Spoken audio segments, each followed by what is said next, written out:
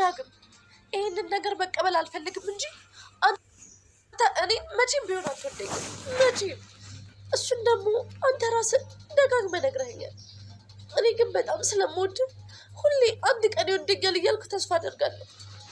እኔና አንቺ የመጨረሻችን ነው። ተናገሪ እንጂ ምን ይዘጋሻል? አንቺስ የሆነ ነገር ብትሆኝስ በዚህ ሰዓት? ግን ደግሞ ብቻውን ከመሄድ እኔ ብከተለው ይሻለኛል። እኔ ስነ ስርዓት ይኖርሽ እንጂ ጎረቤት እየረበሽ እኮ ነው። እትዬ ዳግም እኮ ብቻውን ነው ሄደው። ብሌን አሁን አንቺ ሄደሽ ከአደጋ ታስጥያለሽ ወይስ ምን ታደርጊለታለሽ? እንደውም ብትሄጂ ሌላ ሸክም ነው የምትሆኝበት። አንድ ጊዜ ሄዷል፣ ያው ከሄደም ገነት ጋር ነው የሚሄደው። ስለዚህ አትደርሽበትም። አሁን ወደ ክፍልሽ ግቢና ተኝ። ባይሆን ነገ ሄደሽ ታየዋለሽ። ከባድ የሆነ ችግር ገጠማት ቃል እንግዲህ ከዳግም ክፍል ስትወጣ ተይዛለች። በዚህ አማካኝነት ደግሞ ወይዘሮ ሰላም በጣም አመራለች። አሁን ላይ ላይሽ አልፈልግም፣ ልጄ እንኳን እንዳትሆኝ ነው የምጸልየው። አንዳንድ አይነት ልጅ እንዲኖረኝ አልፈልግም። እንደዚህ አይነት ባለጌ ማፈሪያ ልጅ እንድትኖረኝ እንኳን አልፈልግም። እስካሁን ጎረምሳ ክፍል ምን ትሰሪያለሽ? ለምን እስገባሽ? ብላ እንግዲህ በጣም ቃል ላይ ስትጮህባት ነበረ። ቃል ዳግም ክላስ ሄደችው ሁላችንም እንደተመለከትነው ቪዲዮውን።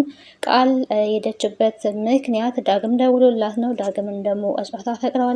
ዳግም ደግሞ በተቃራኒው እንግዲህ ሊያወጣጣት ፈልጎ እንጂ እሷን እንደማያፈቅራት እንግዲህ ሁላችንም እናውቃለን። ሰላም ጤና ይስጥልን ውድና የተከበራችሁ የቻናሌ ቤተሰቦች እንዴት አላችሁ? በያላችሁበት የዓለም ዳርቻ ሰላማችሁ ይብዛ። ለዚህ ቻናል አዲስ ሆናችሁ ሰብስክራይብ፣ ላይክ፣ ሼር እያደረጋችሁ ቤተሰብ እንድትሆኑ በማለት ተጋብዛለሁ። ቀጣዩን እንግዲህ አደራ ድራማ ወደ እናንተ ይዤላችሁ መጥቻለሁ። በመግቢያው ላይ እንግዲህ እንደተመለከታችሁት ብሌን ዳግምን መከተል አለብኝ እያለች ነበረ። ዳግም ደግሞ ከቤት ተባሯል። ተከራይቶ እንግዲህ ሰላም ጋር እንደሚኖር እናውቃለን። ነገር ግን ከዛ ቤት ሰላም አባረዋለች። መጀመሪያም እንዳትገባ ተብሏል። ወንድሜን ለመግደል ሙከራ አድርገ ቤት የጭራሽ ወንጀለኛ ማስቀመጥ የለብኝም፣ ወንጀለኛ አላስቀምጥም ብላለች። ወንጀለኛ ማስወጣትሽ መልካም ነው። ታዲያ ስታስወጪ ከቤትሽ ጀምሪ፣ ወንድምሽም ወንጀለኛ ነው በማለት እንግዲህ የበኃይሉን ቅሌትም ዘርግፏል ማለት ነው። ሰላም እንግዲህ እስካሁን ድረስ በኃይሉ ወንጀለኛ እንደሆነ ምንም የምታውቀው ነገር የለም። ወንድሟ ጥሩ ሰው እንደሆነ እንጂ ይሄንን ሁሉ ወንጀል እንደሚሰራ ይሄንን ሁሉ ግፍ ሰዎች ላይ እንደሚያደርስ በጭራሽ አንዳችም ነገር አታውቅምና ወንጀለኛ እንደሆነ ሰምታለች ከዳግም ማለት ነው። ቃልም እንግዲህ የሆነ ፍንጭ ሰጥታታለች ባታስተውልም። ዳግም ቢወጋውም በኃይሉ በራሱ ጥፋት ነው፣ እንደሱ ስራ ከዚህ በላይም ይገባዋል፣ በኃይሉ ወንጀለኛ ነው ብላለች። ሰላም እንግዲህ በተፈጠረው ነገር በጣም ግራ ተጋብታለች።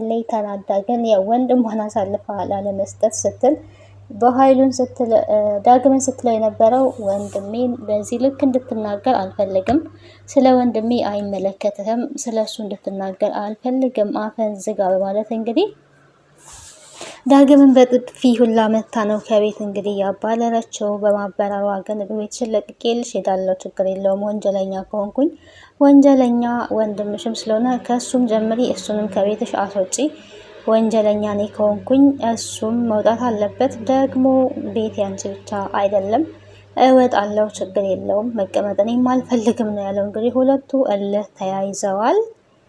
ሁለት እንግዲህ እልህኛ ሰላም ታዲያ ይሄንን ሁሉ ስትል የነበረው ያው ቃል እዛ ገብታ ስለወጣች፣ አንደኛ ደግሞ እንዳይገባ ብላ በር ቆልፋ ስለገባኝ ነው። በሩን ብትቆልፈውም ግን ብሌን እናት ያስገባችው። እሱ ግን ብሌን ናትም አላለ ቃልም ናት አላለም። ያለው ነገር ራሴ ነኝ ባጥር ዘልዬ የገባሁት ብሏል። ቃልን ግን አንቺ ነሽ ጎረምሳ ያስገባሽው፣ እኔ ዘግቼ በወጣሁት ቤት ላይ እንዴት ታስገቢያለሽ? ጎረምሳ ለምን አስገባሽ? ጭራሽ ለራስሽ እንዲመችሽ አስገብተሽ እኔ ያልፈቀድኩትን ሰው ታስገቢያለሽ ወይ? እንደፈለግሽ ከሱ ጋር ለመሆን ምን አይነቷ ባለጌ ወራዳ ነሽ ብላታለች። ቃል እንግዲህ የገጠማት ነገር ከምንም በላይ በጣም ከባድ ነገር ገጥሟታል። መጀመሪያም ዳግም እሷን ወዶ አፍቅሮ ከእሷ ጋር ጊዜ ማሳለፍ ፈልጎ ሳይሆን የፈለገው ነገር ብሌን ባዘዘችው መሰረት ስለ ብሌን እናት ለማወቅ እሱን ለማወጣጣት ነበረ። ያም እንግዲህ ኦልሬዲ አልተሳካም።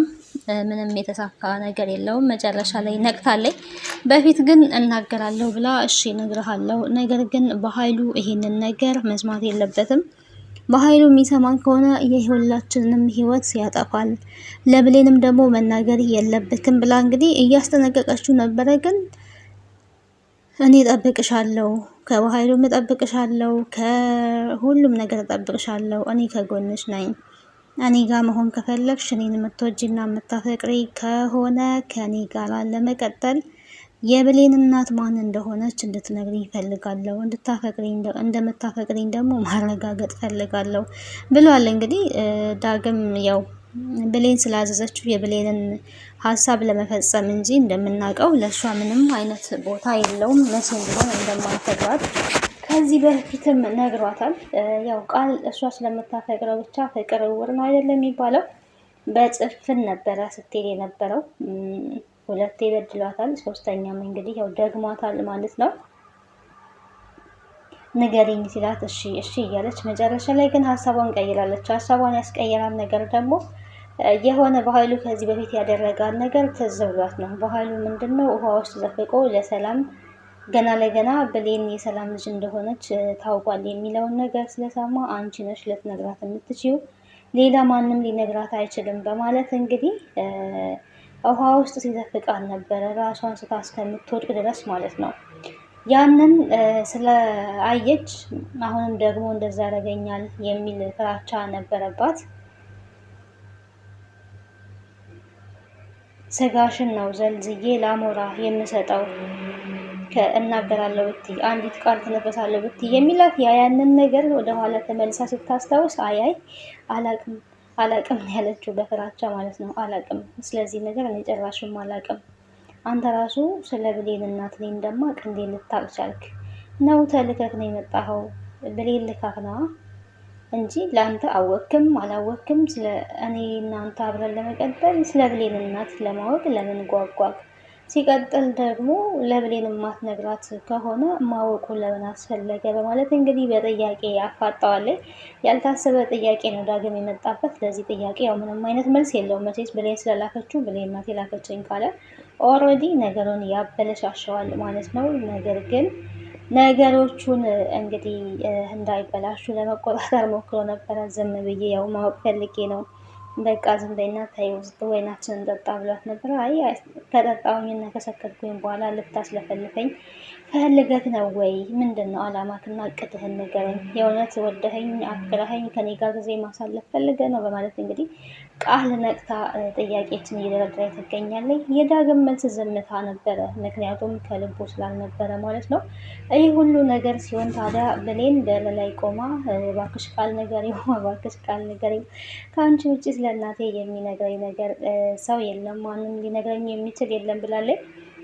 ብሌን እንግዲህ ስለ እናቷ አላወቀችም። በቃል አማካኝነት እናቷን ታውቃለች ብለን ሁላችንም በጉጉት እየጠበቀን ነበረ። በቃል አማካኝነት ግን አላወቀችም። ነገር ግን ያው በዶክተሩ አማካኝነት እናቷን በቅርቡ እንደምታውቅ ተስፋ እናደርጋለን ማለት ነው። ቃል ዋጋ ከፍላለች። ያው ፍቅር ዋጋ ያስከፍላል። ታሳዝናለች። እንግዲህ ምንም ነገር ቢፈጠር ከጎንሽ ሆናለሁ እያለ እያጭበረበራት ነው። የእውነትም ከጎኗ ቢሆን ምናልባት ልትነግረው ትችል ነበረ። ነገር ግን ራሷን አደጋ ላይ ጥላ ነው እንግዲህ የምትነግረው። ብትናገር ራሱ ያ ነገር ከተሰማ በኃይሉ እሷን እንደማይለቃ፣ ሲቀጥል ደግሞ ሰላም የኔ እናት ናት ብላ አብራት እየኖረች የኔ እናት አይደለችም የብሌን እናት ናት ብሎ መናገር ይሄ ያው የራስን ሕይወት አሳልፎ እንደመስጠት ነው የሚታወቀው። ምክንያቱም ፈልጋ የገባችው ነገር ስላለ እዛ ቤት ንብረትን ፈልጋ ልጅ ነኝ ብላ እስከገባች ድረስ ሌላ ታሪክ ነው ያም ራሱ። ምክንያቱም ብዙ ነገር ነው የሚፈጠረው። አንደኛ እሷ አጭበርባሪና ውሸታም እንደሆነች ራሷን ነው የምታጋልጠው።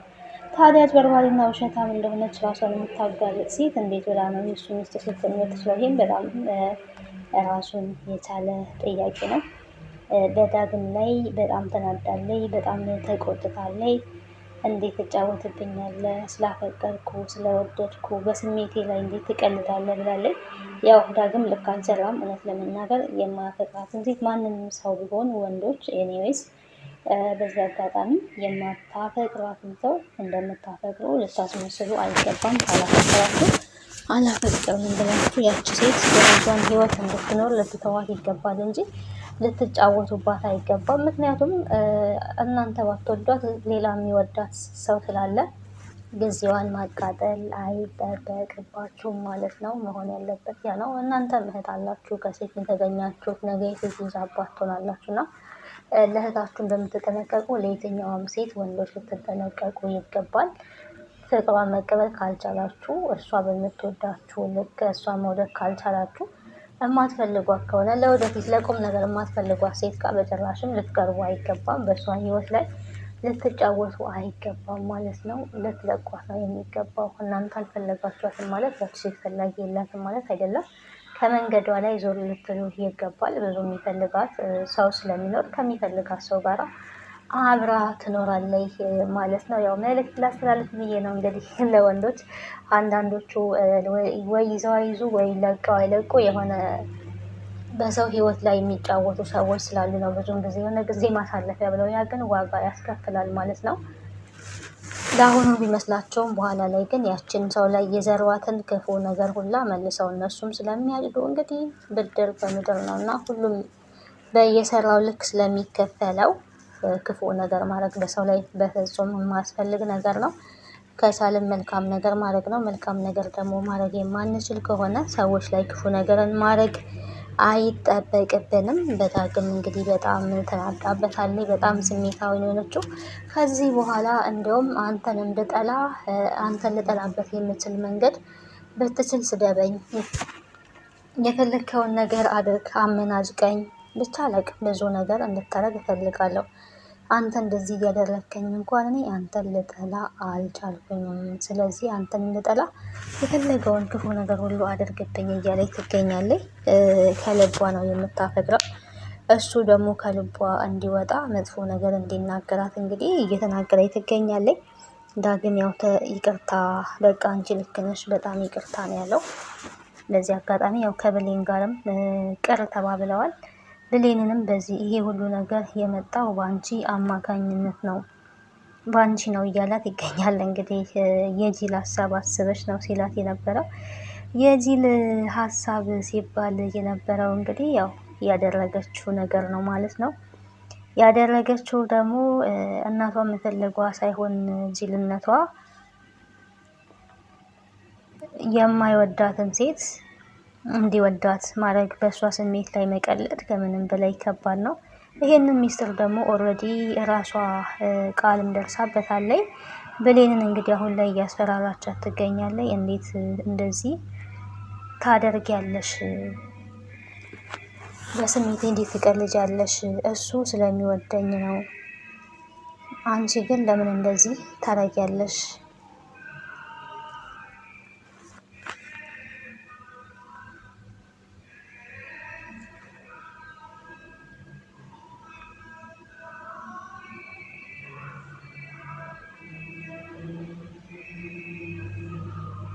እገልሻለሁ፣ በስሜቴ እንደቀለድሽ አትቀሪም፣ ዋጋሽን ታገኛለሽ እያለቻት ነው እንግዲህ የምትገኘው። ዋጋዋ ስንት እንደሆነ ባናቅም ማለት ነው። ዋጋሽን ታገኛለሽ እያለች ትገኛለች። አለቅሽም ብላታለች በቢላ እንግዲህ እያስፈራራቻት ትገኛለች ማለት ነው።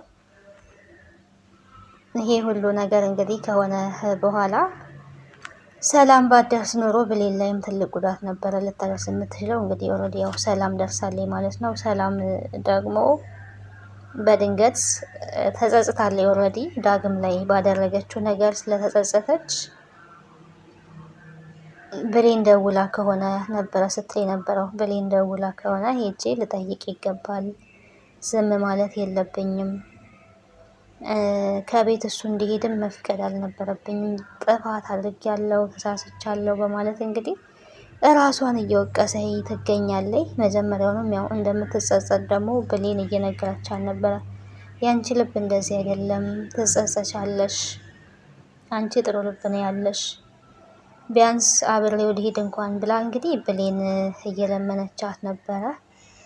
የምትሄጂ ከሆነ አንቺም ተከትለሹ የራስሽ ጉዳይ ነው፣ መሄድ ትችያለሽ እያለቻት እንግዲህ በጣም ብዙ ነገርን እየተናገረቻት ነበረ፣ ብሌንን ራሱ ማለት ነው። ሰላም ያው ስሜታዊ ስለሆነች ነው። የሰው ልጅ ያው ሲናደድ ከባድ ነው፣ የሚናገረውን ነገር አያውቅም።